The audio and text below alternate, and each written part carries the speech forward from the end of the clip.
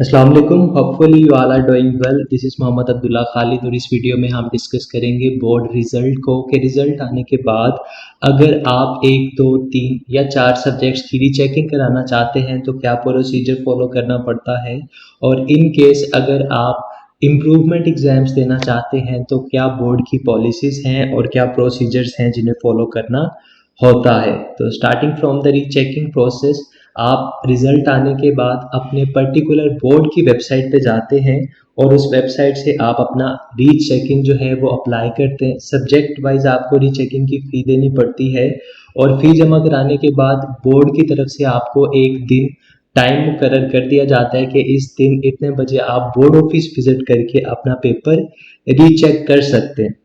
यहाँ पे ये बात मैं आपको बता दूं कि रीचेकिंग इज़ एक्चुअली रीटोटलिंग, कि आपका पेपर दोबारा से चेक नहीं होता, सिर्फ उसके मार्क्स रीटोटल किए जाते हैं कि इन केस अगर टोटलिंग की वजह से आपके मार्क्स कम लगे हैं काउंटिंग की वजह से तो वो बढ़ जाते हैं या कम हो जाते हैं। और ऐसी सूरत में जब आप अपना पेपर चेक कर रहे होते हैं तो री काउंटिंग में आपके मार्क्स बढ़ जाएं या खुदा ना खास्ता मार्क्स कम हो जाएं तो जो आपने फ़ी जमा कराई होती है पेपर चेकिंग की वो आपको रिफंड कर दी जाती है। यहाँ पे बात करते हैं इम्प्रूवमेंट पॉलिसीज़ की कि बोर्ड आपको कौन कौन सी ऑप्शंस देता है अगर आप अपने मार्क्स को इम्प्रूव करने के लिए दोबारा से एग्ज़ाम्स देना चाहते हैं। तो पहली ऑप्शन तो बोर्ड आपको ये देता है कि आप कंप्लीट इंटरमीडिएट रिपीट कर सकते हैं, complete first year, complete second year plus all the practicals. दूसरी ऑप्शन आपके पास ये होती है कि आप फर्स्ट ईयर के तमाम सब्जेक्ट्स इंप्रूव कर सकते हैं, ऐसी सूरत में आपने कोई प्रैक्टिकल नहीं देना होता। थर्ड ऑप्शन आपके पास ये होती है कि आप कंप्लीट सेकेंड ईयर के जो आपके पास सब्जेक्ट्स हैं उन्हें इम्प्रूव कर सकते हैं और इस सूरत में भी आपने कोई प्रैक्टिकल नहीं देना होता। लास्ट और फोर्थ ऑप्शन जो आपके पास होती है वो ये होती है कि आप कोई पर्टिकुलर 1, 2 या 3 सब्जेक्ट उठाते हैं, इम्प्रूव करते हैं, और ऐसे सब्जेक्ट्स आपको फर्स्ट ईयर के भी इम्प्रूव करने पड़ते हैं, सेकेंड ईयर के भी। ग्रुप ऑफ सब्जेक्ट मतलब केमिस्ट्री है तो वो फर्स्ट ईयर की भी इम्प्रूव करना होगी और सेकेंड ईयर की भी इम्प्रूव करना होगी और साथ ही साथ इसका प्रैक्टिकल भी देना होगा। ग्रुप ऑफ सब्जेक्ट आपको इम्प्रूव करना पड़ता है। इन केस अगर आप इस्लामियात या पाक स्टडीज़ इम्प्रूव करना चाहते हैं तो उनका ग्रुप नहीं होता, आप दोनों में से कोई एक सब्जेक्ट भी इम्प्रूव कर सकते हैं। मार्क्स के हवाले से बात की जाए तो मैं आपको बता दूं कि अगर आप कंप्लीट फर्स्ट ईयर इम्प्रूव करते हैं तो आपकी कंप्लीट फर्स्ट ईयर का जो रिजल्ट होगा वो इम्प्रूव वाला लगेगा। ये नहीं होगा कि आप कहें कि मेरे बायोकेमिस्ट्री और फिजिक्स में मार्क्स जो पहले रिजल्ट से ज़्यादा हैं तो ये काउंट कर लें, बाकी सब्जेक्ट्स के मार्क्स मेरे प्रीवियस रिजल्ट वाले ऐड कर लें, ऐसा नहीं होगा। प्रीवियस रिजल्ट और इम्प्रूव्ड रिजल्ट दोनों में से जिसमें टोटल मार्क्स ज़्यादा होंगे वो आपके ओवरऑल रिजल्ट में शामिल कर दिया जाएगा। और इन केस अगर आपने सब्जेक्ट वाइज इम्प्रूवमेंट की है तो वो ग्रुप ऑफ सब्जेक्ट के टोटल मार्क्स देखेंगे।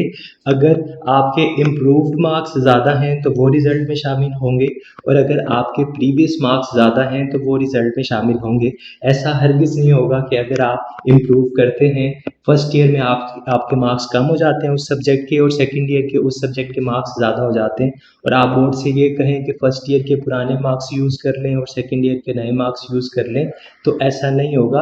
आपके जो टोटल मार्क्स होंगे वो काउंट होंगे ग्रुप के, और अगर वो इम्प्रूव्ड में ज़्यादा हैं तो वो लग जाएंगे और अगर वो प्रीवियस रिजल्ट में ज़्यादा हैं तो वो लग जाएंगे। लास्ट अगर बात की जाए कि आपके पास चांसेस कितने होते हैं इम्प्रूवमेंट के लिए, तो आपके पास 4 चांसेस होते हैं, 4 दफ़ा आप इम्प्रूवमेंट एग्ज़ाम में अपीयर हो सकते हैं। और उसके लिए कंडीशन ये है कि आपका जो ओवरऑल रिज़ल्ट है, ओवरऑल जो ग्रेड है वो सी है या सी से कम है।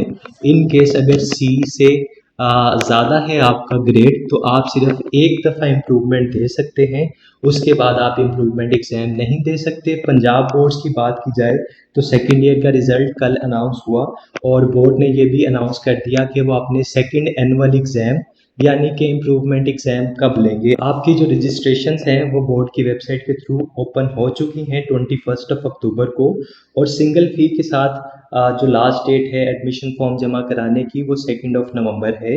इन केस अगर आप मिस कर देते हैं तो डबल फीस के साथ आप 7 नवंबर तक जमा करा सकेंगे और ट्रिपल फीस के साथ आप 10 नवंबर तक अपनी जो रजिस्ट्रेशन फॉर्म है, एडमिशन फॉर्म है for second annual board exams को जमा करा सकते हैं। और अगर आप ये प्रोसेस कर लेंगे तो इंशाल्लाह दिसंबर में आपके जो इम्प्रूवमेंट एग्जाम्स हैं वो कंडक्ट करवाए जाएंगे। Hopefully this video will be helpful for you. Thank you very much for your time.